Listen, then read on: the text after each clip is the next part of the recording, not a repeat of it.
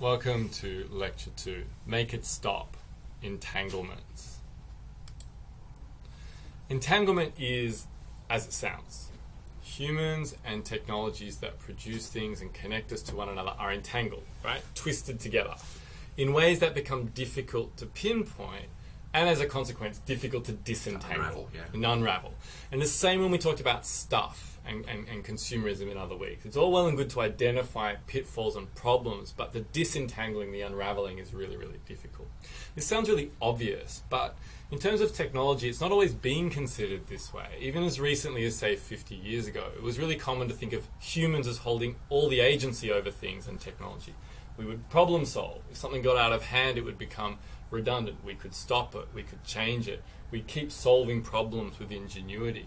Not only is this kind of arrogance of sort of species domination proven to be completely undone by things like climate change and the problems of the Anthropocene, but it also suggests that ingenuity will always solve problems rather than just create new problems through technology. So humans created and used technology to improve their lives, was the argument, and when that technology was redundant, humans moved on. The problem with this is you've got technology here and humans here, and they've got this kind of relationship of domination and use and instrumentality. This view is still common in public discourse from time to time. Not all the time, but from time to time. We can fix things, perhaps with more technology. We can solve climate change by changing the light bulbs we use or using electric cars. There's this idea that we're still separate and humans have all the agency in deciding what happens next. It's important to believe in that, or we don't really ever approach problem solving or challenging things. There's something existential about it as well, that like life would be hard to kind of cope with, I think, if we didn't think that we had control over it. Yes. In that sense, yeah. I think what you identify there too is this kind of tension between control and agency, right? There's certainly got to be agency or we can't believe in anything anymore. Yeah. So we can certainly change some things sometimes in some contexts.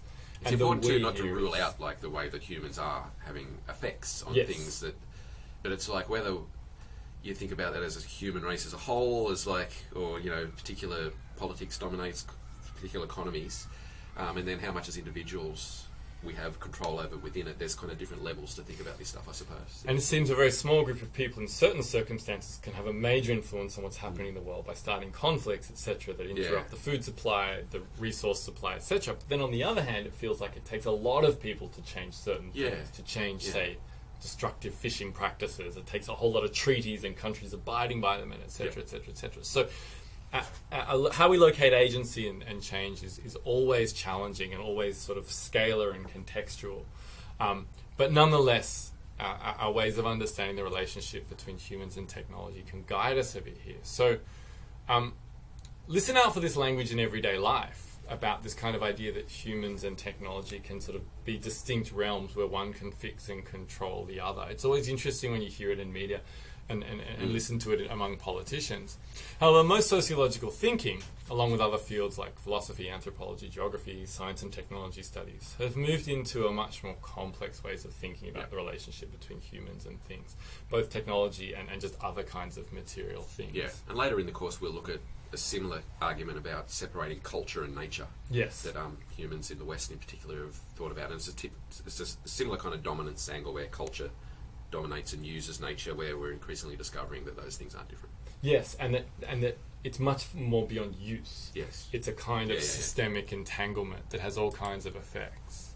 So to just continue on this point, entanglement therefore becomes a really good way to think about the mutual relationships between humans and things, relationships that are mutually constitutive. They shape one another, not always in the same way or evenly or on a totalizing scale, but they shape one another. Again, sounds obvious, but moving on from humans being in control all the time is actually quite a big leap. It's useful to think of entanglement as a spectrum. And what I mean by that is that it's kind of, think of it as a spectrum of things are entangled in really deep ways and things are entangled in sort of smaller ways, and that may change in different places and at different times. So we need to acknowledge entanglement, but not all entanglement is so deep and so entwined that it's impossible to even see. So I like to think of entanglement as being on a spectrum both out there in the world, but also in social theory. There are things that are entangled to different degrees. So let's go to the latter first. In social theory, there are many different ideas that explore these entanglements, and Hodder discusses them in our article for this week with lots of examples and lots of history, so I don't want to repeat too much of that bit. There is some stuff about Hodder I want to talk about, but I'll leave that for you to discover when reading the article. And we can think of them along a spectrum from humans having total agency over things, to things having a level of agency over humans, to things having agency independent of humans. The machine that escapes the lab and wreaks havoc. I mean, the pandemic's been a pretty interesting example of a virus having almost complete control over humans, and then humans had to win back some control through vaccine, but of course that's been poorly distributed and not even been taken up by people who could access it, etc. But already you can see that spectrum kind of working, having an understanding of almost like stuff fits in a range of entanglement. Yeah, I think earlier we talked about the car as a way, and now we seem to be path dependent on the car. Like John Murray talks about this in his work, where the car seems like a great idea for us to move around, be able to get around efficiently and individually, but then once whole cities are built around that, where they're kind of stuck in this path where the car is a key technology for the city to function efficiently, and then this is a kind of collateral damage in a sense of what's possible futures without it now, because whole cities would kind of have to reinvent themselves to be able to work properly. So that's kind of control agency here. Is kind of there's a mix of depending on how you want to look at it. Yeah, exactly. And we could all stop using cars, but it would take everyone stopping using it, and then a redesign of cities and alternatives all to happen at a kind of temporality that's almost impossible. Yeah. So that's a really good example of the way in which we think about it in social theory. Out there in the world, we can think on this spectrum too. There are technologies that seem relatively easy for humans to control. Like I can cook dinner without a Thermomix, for example. I'm not forced to use one, although my social credentials would drop rapidly if people found out I mix stuff with a spoon. And technologies that seem completely outside our control. Artificial intelligence that makes decisions, that is finding nuclear weapons, etc. And when you combine the two, it's even more frightening. So again, there's not a set relationship between technology and humans. They're almost always mutually constitutive. They shape one another and almost always entangled to some degree. But the degree and the level of agency and control often is dependent upon context and time. Yep. All right. So, the question you really want to know, do machines control us? Well, maybe. We're not really interested in giving you a position on that spectrum to situate yourself. There's no real correct place to be. Our aim in the course is more to get you to think on that spectrum rather than in absolutes. And I think the car examples is really good. Are humans entangled with technology? Yes. I think it's very difficult to say no to that. Only in really, really extreme examples can you say no. And even there's usually some kind of technology people are depending upon, even if it's a bow and arrow to live out in the forests. However, the depths of entanglement vary, and there's radical unevenness. I think what I think is important to think about. The unevenness is radical in a sense that it doesn't really follow much of a pattern. It can be really divergent even within a particular place and within a particular society. Analysing this unevenness is a crucial tool we want to develop in this course. So we can recognise things are complex, we can recognise they're entangled, we can recognise unevenness in this, but that doesn't mean we can't analyse it. That doesn't mean we can't approach it, think about it, critique it, and think of other ways we can live. So unevenness depends upon a range of factors: time, place, race, class, citizenship, laws, the technology in questions, and the broader networks assembled by a technology, among other factors. Is that something you think is sort of fitting in the kinds of things that intersect with the degree to which humans are entangled with technology? Yeah. I'm probably more ambivalent about entanglement in the sense of its own ambivalent results, I suppose. I would tend to come at the idea of entanglement much more about the way that it creates inequalities. I think that's just my own theoretical interests in that, and I tend to, when I see arguments like that, always then want to point out the inequality straight away. So I think that's important, but I think that the radical unevenness bit is kind of what I'm interested in here. I mean, do you have an example of that, say, from India, in your work in India, of an everyday example of what that would be? Yeah, so I think that if you take a sort of upper middle class family, urban middle class family, they would be totally entangled in the use of particular technologies, right? Particularly, to be middle class means you have heated water, which is usually not using a kind of mains technology. You'd have a geyser that heats up the water in the bathroom. You probably have flushing toilets, water in the house. You may have solar panels, depending on where you are, or connection to the electricity grid. You may have doctored a kind of additional grid connection to increase the amount of power to your house, or have a generator to cope with blackouts. So that, in a sense, looks like a kind of more moderate entanglement with technology. It's not that people know how to cope when the power goes out, they know how to fix it with other things. On the other hand, you're probably running a laptop, you're probably streaming Netflix. Yeah. And you're also probably having human labor to come over and peel your vegetables rather than a Thermomix. Human labor coming into your house to clean it rather than a vacuum cleaner. So you're at a point where the lives entangled in sort of the everyday life of the home and the technologies of that everyday home seem to be across different tiers of time. So in terms of that unevenness, if I was to say then that those people that you're talking about are more maybe equipped to deal with the failure of technology compared to, say, people in Newcastle on the grid, if their power goes out, would fail to kind of struggle with anything. Is that another example of the unevenness, or is that just bringing in a hierarchy into this that, probably takes away from the entanglement element a little bit? I think it brings a hierarchy into it for sure, but I think that hierarchy is part of that unevenness. Okay. It's unevenness because of its hierarchical nature. Yeah. And it's always interesting in places where the cost of human labour can remain so low because of really, really deep inequalities, that some technologies, for example, like a washing machine, seem almost pointless because you can have someone do that for you, and there's a whole still an industry around a neighbourhood that would depend upon it. Yet I know people who have washing machines, for example, but still someone else comes and loads the clothes in and cleans them and takes them out. And part of that is not necessarily to do with laziness or anything else, but there's just a whole culture of household employment that needs to be sustained and reproduced, etc., etc., etc. So there's a contextual social relations of labour that has an influence on the entanglement generally and how different people in that society are entangled within it. Yeah. And you think about some of the changes in our society about labour in terms of food. So when we used to go to restaurants, a lot of the low-end labour was washing dishes, cooking food, etc., etc., etc., wait staff, etc., etc., etc., ownership up higher, and maybe if it's a fancy place, the chef is held in a kind of higher regard. Whereas now a lot of the really low-end labour of that is someone who picks it up and drives it to your house and gives it to you, right? And so, so where technology has enabled ordering from home to be much easier, you still have you still rely on a low-cost human labour force to bring that to you, that relies on low-cost fuel and all kinds of stuff, and which is and in some situations, I suppose technology means that you as the consumer's doing the labour in a place where you're checking out stuff yourself, you're using ATMs, you're putting garbage away at McDonald's. So the technologies actually means that rather than the worker doing the labour, the consumer's doing the labour. Yeah, exactly. I used to never do self-checkout. On principle, I thought the cost of labour is in the cost of the item, and now I do it all the time. Yeah. Because you have to wait too long. So, turning to the Hodder reading, Hodder's interesting because Hodder takes a long historical view, and Hodder believes in entanglement. He believes in mutually constitutive relationships between humans and things, and technologies in particular.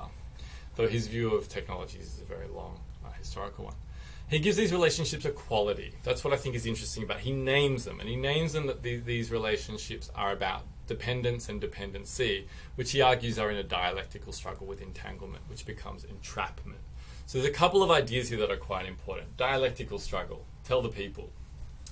Oh, it's a long time to explain that. Yeah, it's essentially the way that kind of history unfurls in this kind of materialistic way, right? Materialism way, historical materialism. That, there's a dominance happening on, there's struggle going against it. Yes. It's kind of, probably overgeneralising it here. But history in this sense is always unfolding in this way where we're moving towards a progress, a political way where there's kind of almost a thesis, antithesis, progress kind of thing going on. The trajectory is linear. Yes, great. Yeah. Thesis, antithesis, conflict, tension, right? Upper hand, lower hand, upper hand, lower hand. Problem solved, yeah. So his argument is that with technologies, we move in this way to become entangled, but then entanglement becomes an entrapment. And for Hodder, entrapment is the point where you can't go back, right? You can't go back, you're trapped. And I think I put this in here too, because I think we can agree and disagree with it to certain levels, but I quite like it. It's quite provocative. So he says, on the one hand, humans depend and rely on things to achieve goals, which he calls dependence. This is the enabling part of the human use of tools and symbols in order to form the subject, society, and adaptation to environments. Things are developed, we use them, it sustains our society, environment. And on the other hand, dependency and codependency occur when humans and things cannot manage without each other. And in this dependency on each other, they constrain and limit what each can do. Now that in a sense sounds weird, because we like to think of technologies as opening up limitless possibilities. But his argument, particularly taking a longer historical view, is much more about then on constraints. So your example of the car is perfect for this. It constrains the way we can design cities, constrains the way we move around, constrains where investment goes, and constrains our imagination to think about time, space, how far we should be able to go in a day, etc., etc., etc. Yeah, so once a technology becomes saturated, we become kind of path dependent on it. Exactly. Yeah. It's a really good way of thinking of a path dependence. So for him, the term entanglement, him meaning Hodder, not Steve, seeks to capture the ways in which humans and things entrap each other. It also seeks to recognize the ways in which a continually and exponentially increasing dynamism lies at the heart of the human experience. So, by that he means entanglements are made and remade, not necessarily erasing and replacing one another, but continually and exponentially expanding. So to explain that, he's not saying you reach a point of entrapment, give up, start again. It's continually expanding. We're becoming entrapped in more and more and more and more of these dependencies and these relationships. Dependency on a global food supply chain, a global fuel supply chain, a global electricity supply chain, and a global kind of automotive culture. Take any one of those out, we're still in difficulty. Yeah. Okay. It's interesting, like hearing a dialectical argument within an entanglement argument, which you know, in many social theory perspectives would say that those two things can't really mix. Yeah, I do like the way that's. And I think he's trying, I think, in ways which I think we would nerd out about, to take on actor network theory in a way, and talk about that there is a gentle struggle in that progress towards entrapment. That you don't just humans and technology and humans and things aren't just always in this mutually constitutive relationship. It goes somewhere, and where it goes is bad. Is kind of his point.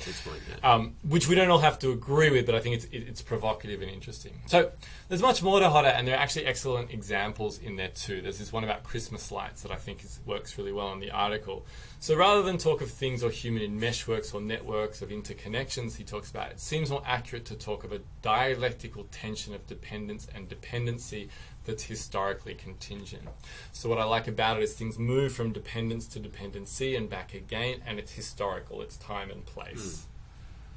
It's interesting to think about that in terms of history, the way history works as well, I suppose, and the way we think about it in eras, like whether it's mode of productions moving from one to the next, or you know, civilizations and stuff like that. Industrial revolution. Yeah, and it'd be interesting to kind of think about his argument there and way it kind of maps on or not to those kind of developments. Yes. Because I think if you were to use that lens, it would really trouble those kind of epoch kind of ways of thinking about the world and progress and development. And that point you made, I think, is illustrated pretty well in this example, right? This is a scene you would see in regional and rural Australia, but in an urban setting, we can't imagine livestock taking over a street and then being as important to urban life as cars and vehicles and someone getting to where they need to go. Yes. Exactly. So, what I like to also point out too is that it's helpful to think of entanglement as entrapping both users, so we become dependent on this technology we use as consumers, and producers. So it also entraps people, and Hodder doesn't really talk about this much, but he does give a couple of examples. It also entraps producers. And so he refers to this in the example of Christmas lights, which I'll let you read in the article. But there are also endless examples of this. So our dependency on lithium batteries in smartphones and other electronic devices, for example, that are all built to be redundant, are all built to run out, that all end up becoming waste. And our constant reuse of phones, which is incentivized by producers and network providers. You've had your phone for a year, you get a message saying you can upgrade with this and that, has accelerated a massive increase in demand for Colton, a byproduct of copper or nickel. Colton is produced in lots of parts of the world, but 70% of it is mined in the Democratic Republic of Congo, with up to a 250,000 workers employed in this sector, many of them children. There's all kinds of interesting reports on it, the sort of human rights cases around that are really stark and dramatic, etc., etc., etc. So those workers are entangled in our consumption, or everyone's consumption around the world, of mobile phone battery technology as producers. Many more people are entangled as working in transport, of getting coltan from mine sites to processing facilities, from processing facilities to middlemen, buyers, transport, shipping, factories, all that kind of stuff, logistics. People are also entangled in the labs and factories that turn it into batteries, the companies that produce batteries, the contracts they have with mobile phone providers and technology providers, they're entangled. The people who attach it to phones, and the recyclers who, either organised or individual, pick through old batteries and find other uses for them, or the larger kind of organised recycling efforts around lithium. So already on the production side, there's millions of lives involved in the production of this commodity for this technology. But if you go beyond that, settlements around mining sites, the roads built to mining sites, shops to serve the mine workers, debts, the whole money lending industry to these workers have all grown around mining sites, which makes disentanglement difficult. Even if the profits were reduced, where will those workers go and what will they do? Many people on those sites migrate from other areas. They leave families behind in towns and villages to work farms, leave partners to raise children, grandparents to raise children, etc. Moneylenders and labour agents recruit for coltan mining in vulnerable areas. On and on and on these entanglements thread, making disentanglement difficult and entrapment almost a certainty. Not just for the people purchasing and using and consuming, but for the lives bound up in production. And you can take almost any commodity and try and map out that kind of way. Yeah, in terms of the production of things as well. If one of the parts of the system is it's cheap to do it that way, even people that want to maybe produce things ethically will struggle to get a process going that can sell compete. Things out because simply people then won't buy the product. So for me, the way that I've always thought about this is kind of the child slave labour of coltan, for instance, haunts my phone. Yes. It's an absence presence in the way that I think about this thing that's actually easy to ignore sometimes. Yes. But it's always there. Yes. And I think that's a really good way to put it. It's that haunting and that thing behind, and that at the very least in a kind of course like this, we just want that to be in our realm of imagining, despite the difficulties of disentanglement. You can't just say stop that labour now. No. It's a much more complex position. I wanted to show you this picture of a coltan mine in the Democratic Republic of Congo because it's a byproduct of other mining. The landscape's often already like this.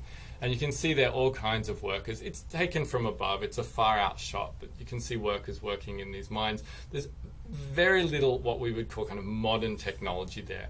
There are pit holes dug, there's timber reinforcing, there's ropes. So what's fascinating is that one of the highest technology things we can imagine begins in a very, very low technology environment. It looks like the movie There Will Be Blood. Yes, it does. That's a depiction of the 17 or 1800s. Yes, it does. It's frightening. And what I thought was really, really interesting, I took this photograph out of that same report that talks about the workers. And when I first pasted it into Word before I put it into PowerPoint, there's an AI device that gives a caption to images based on its composition and any kind of tagging that it might have in an image library memory. And I thought it was very interesting to put up what it said. So when I put that image up, the alternative text automatically generated was a large pile of rubble. And so I think that's pretty poignant, not just about the inaccuracies of the technologies we trust to be automated and classify things. I'm a human eye who picked up that mistake, but in a machine learning environment, that mistake would just get made over and over and over again. And how insulting and patronizing and horrific to refer to all of this human life and labor digging out materials for our technology consumption as a pile of rubble. Yeah, it's a really good example of the relations. Yeah, exactly. All right, on that sour note.